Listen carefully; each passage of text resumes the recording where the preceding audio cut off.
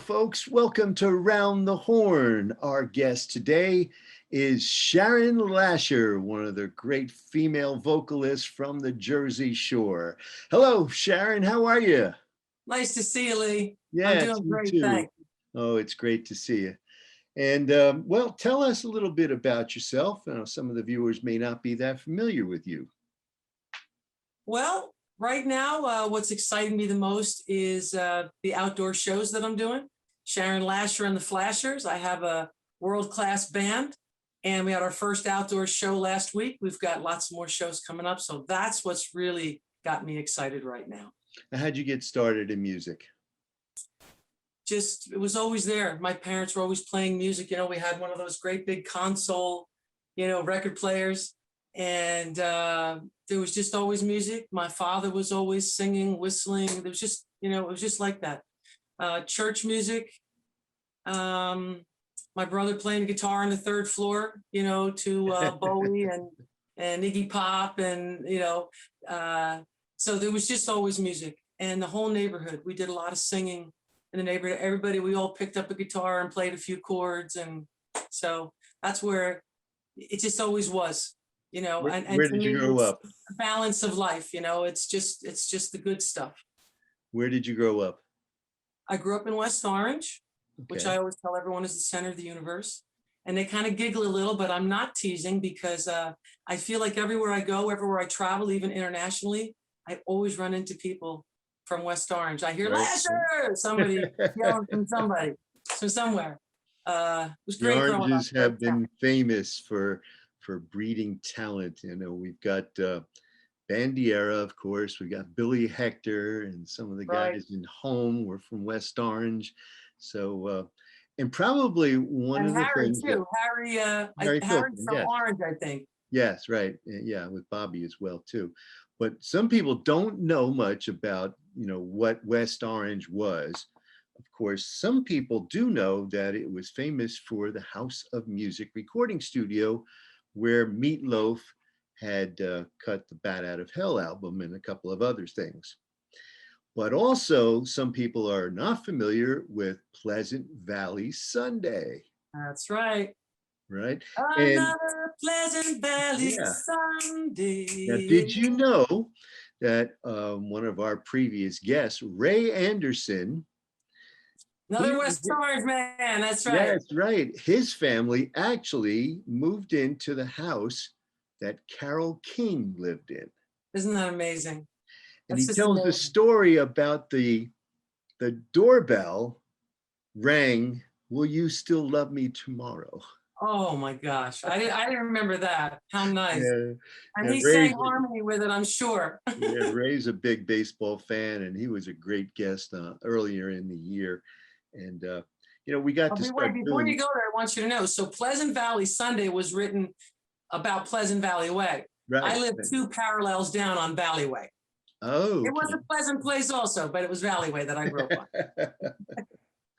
Yeah, well, great stories. So now tell me about your athletic prowess. It's a great word. Again, it's just part of life. I have 3 older brothers.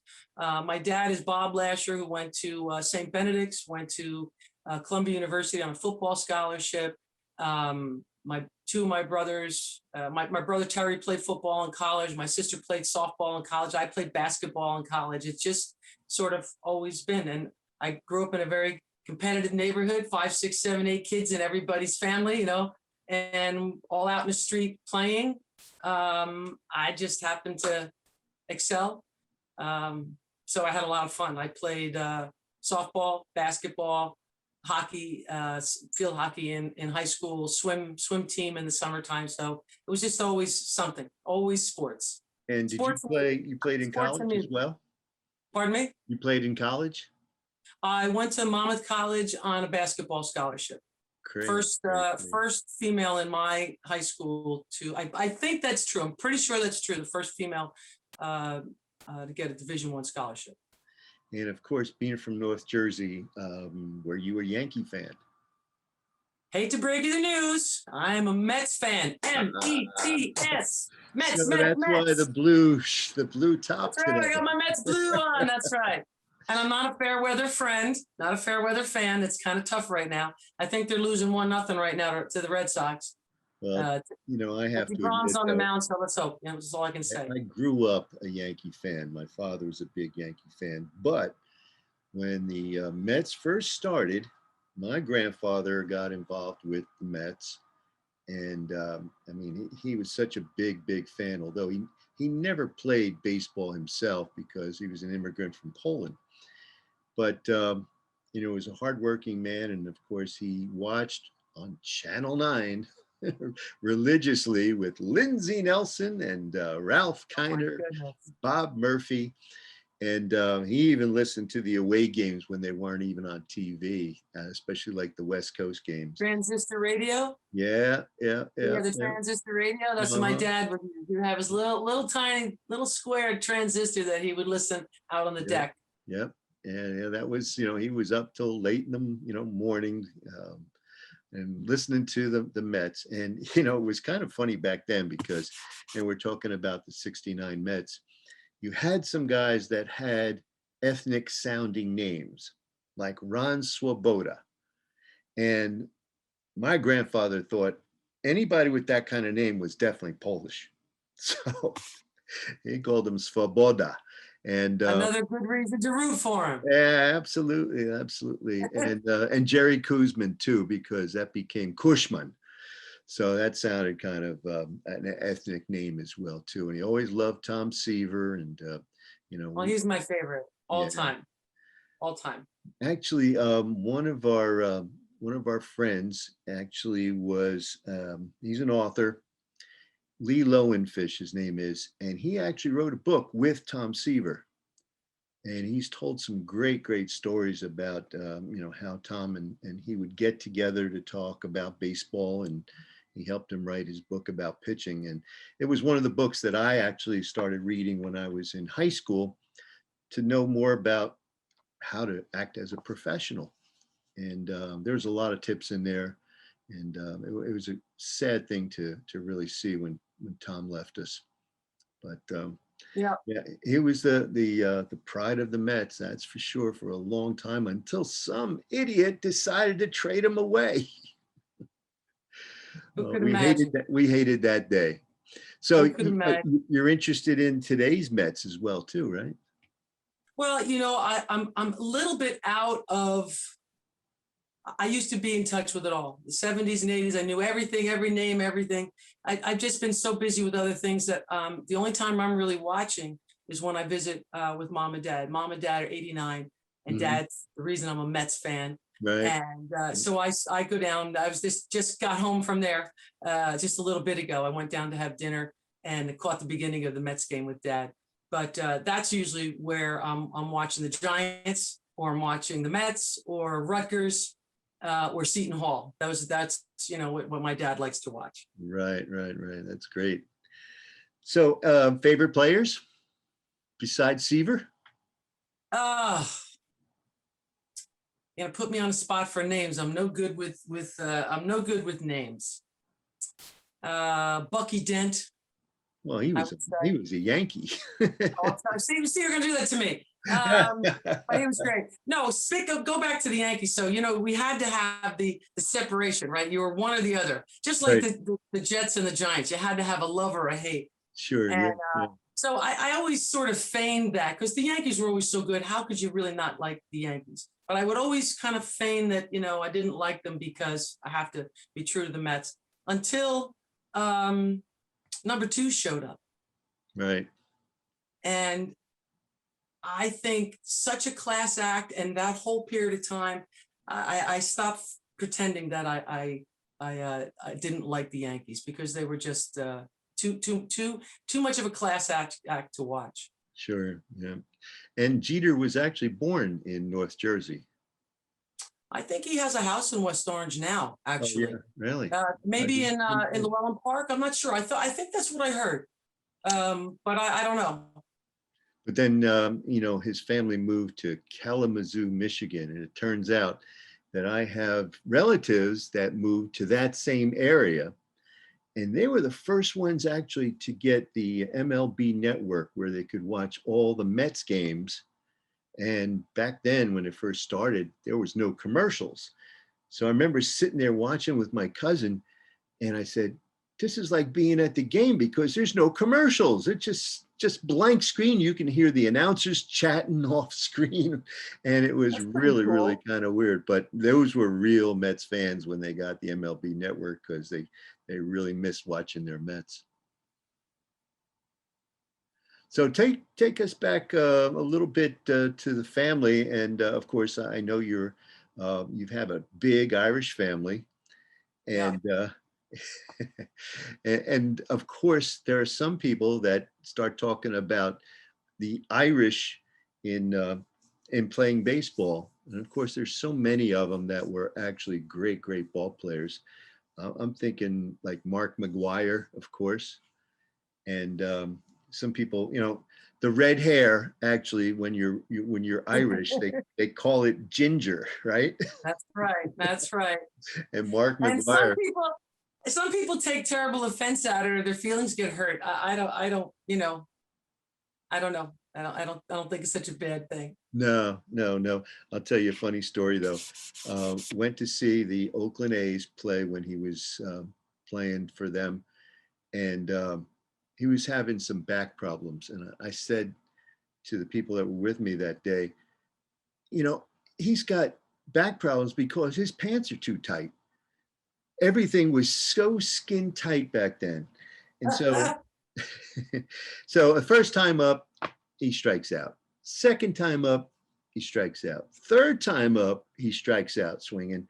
And I said, well, he's probably got a bad back. And, I don't even know why he's playing, but I think he's due. So, fourth time up, all of a sudden, boom, he hits the longest home run to center field that I've ever seen. It was probably 500 feet. And the people that were with me got distracted. All of a sudden, they hear the crowd roar. And he said, what happened? What happened? I said, yeah, what do you mean? You're not watching? He just hit the longest home run in like Oakland A's history. And But they were drinking their beer. that could have been it. Yep. And after that, I remember to buy one of the bats because I thought he was going to pass Roger Maris, and they were selling his bat as kind of a souvenir. But then again, Barry Bonds came around and he passed everybody. But so that's one famous Irish ball player. And when I was in high school, I actually got recruited by a former Yankee named Gil McDougall. And McDougal. that's definitely an Irish name for you. Yeah, he played second base for the Yankees way back when, and he was the coach at that time at Fordham University. And I was looking at colleges back then. And yep, I remember getting that letter from, and I didn't know who the coach was, back then. I remember getting that letter, and I was so impressed. I said, "Oh my goodness!" First of all, going to the Bronx to play baseball for an ex-Yankee was probably a dream, but I wound up staying here in New Jersey. Yeah. Yeah, so that's about it, really. But I thank you very much for taking some time out of your busy day. I know it's been tough to get a hold of you, and you've got a lot of things going on. And I appreciate you taking some time out to spend Oh, some time thanks, Lee. and I talk appreciate about it. stories, especially baseball stories, because that's all we're about here at Well, Around the my Horn. last time at a Mets game, Al Leiter was the pitcher. Okay, So what year would that be? That's taking me back probably mid 20, '80s, something. Yeah, mid something '80s like somewhere. that. Yeah. That's the last time I was at a live game. And as it happened, Al Leiter's sister-in-law was my teaching partner. Oh So I wow, had four seats. I had Al Leiter's family seats right behind no kidding. home That's plate. So I cool. took my dad and my two kids. So that was a very special occasion. Well, you bring up Al Leiter, his son, Jack, who pitches now for Vanderbilt University, is probably going to be the number one pick in the July draft this year. Is that right? What a So, family. yeah, That's yeah, you're four, great people. 4 or 5 of the four are Well, professionals. Al was a pitcher and his brother Mark pitched, and Mark's son played in the Phillies organization for a while. And of course, Jack. So that'd be the fourth one. So, and Jack's going to be a millionaire as soon as he signs his first contract. Wow. The actual bonus for a first rounder like that is about $4 million. Wow. But The here's whole another family. thing, we've got, he's actually from my hometown of Bayville, and he's done recently a really nice thing. He's put a lot of money into Central Regional High School's field and some Little League fields here in Bayville as well too. But he has a nephew now who's a junior at Central, and it's his older brother Kurt's son. Now they had lived actually on the West Coast for a long time, and his brother Kurt asked Al, where should I, send my kid, because they were living in Vancouver, Canada. There's not many baseball scouts up in that area. So Al said, well, why don't you come home to Bayville and, maybe take a look at the program here at Central Regional where Al and Mark went to school. So he did, and now Kurt is the pitching coach, and his son, whose name is Cam, I think it's short for Cameron, is a junior now, and Major League Scouts are looking at him already.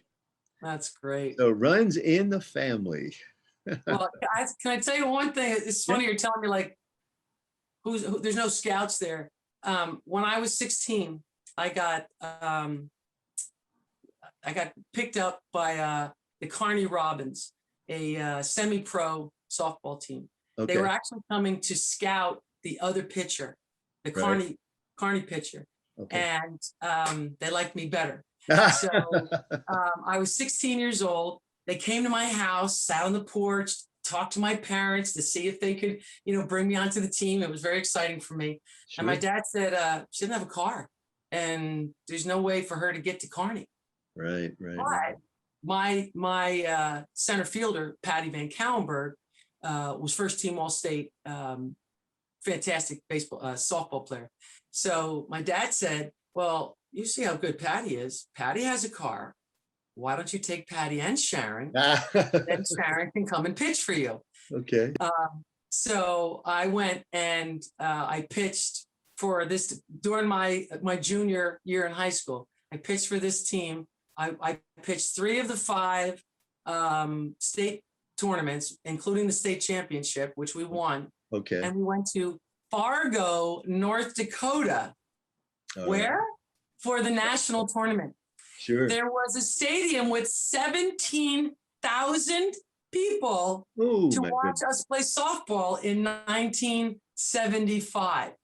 Can you imagine in Fargo, North Dakota? Right. That's an outdoor stadium for softball, because that was a softball field, not a baseball field. Sure. Softball, Yeah. Right. Sure. Mm-hmm. And lighted field, and there were 17,000 people. Wow.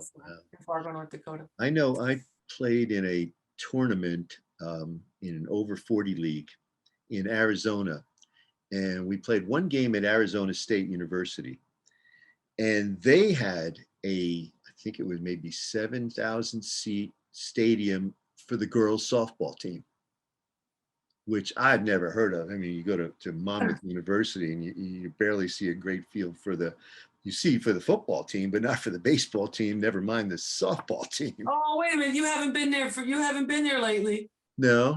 Okay. Oh, no. Their baseball in the backfield, the baseball's great. They've done a really great job. Yeah. Have to go. Haven't scouted them in a couple of years like now. Yeah. And I'll tell you what, the whole Monmouth University athletic program, the only place they're having any trouble, which is going to hopefully this year turn around, is the women's basketball. They've had a lot of turbulence in the past few years, but Okay. you look across the board, men's, women's, every sport, they're dominating, absolutely dominating. You got a pretty decent team this year. We haven't yet gone out to scout them. Everybody says, though, it could be 80 degrees everywhere else, but if you go to the baseball field at Monmouth University, you better bring a parka. The wind shifts. That's right. You better bring a parka because it's going to be 50. That's right. The wind is going to shift. Yeah, And you asked exactly. me about my family, and I left out probably the most talented athlete in the family, which is my youngest brother, Matt Lasher. Matthew went to Seton Hall Prep.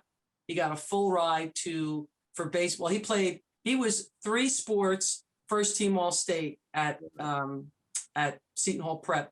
Went to James Madison University on a full ride. Okay. Got drafted as a junior from the California Angels. Spent 3 Great. years, Great. got to Great. AAA, blew the shoulder out, and came home. Oh, But yeah, heard that Matt story many Lasher times. was a monster.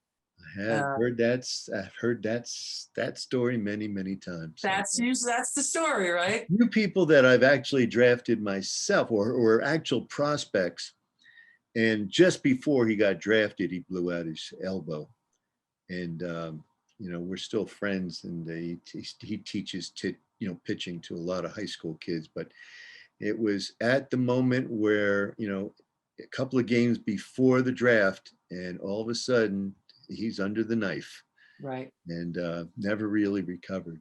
Of course, a lot of people are Yankee fans, and one of the guys from the band, the Mylars, had some great stories about when he worked at a gas station up North Jersey. Phil Rizzuto used to get gas there, and he'd Nice. always bring baseballs and sign them for everybody. I guess he was really thinking of getting free gas, but I mean, all of a sudden, hey, once a week, Phil was getting gas. And so great, great stories that everybody has to tell. Well, here's a good one. So I lived on Valley Way, which is, a little middle class neighborhood. House, little driveway, a little piece of grass, Yeah. But if you go a quarter of a mile to the top of the street, you are now in Upper Montclair. Right. And now you're talking, mansions, right? Bucks, right. So you go around the corner, half a mile down, and there's Yogi Berra's house. Yeah, right. Now, if Yogi drove a red convertible Camaro with a white top and white interior, and he had a stone portico in front of the house. So if the red car was in the driveway, that meant Yogi was home. He always parked right in the front. Now, so we would always ride our bikes, and go always look, you got to go find out. Is he there? Is he there? And so whenever the car was there would be 3, 4, 5 of us on our bikes, and Sharon, go up, Sharon, go knock on the door. So I got no shame. I'm not shy. So I would go up and knock on the door, and he would usually answer the door. If not, Maria, his maid, would answer, but he would relieve her and say, just please get the lemonade or the iced tea ready. Right. And he would have her make something for us to drink, and he would serve us.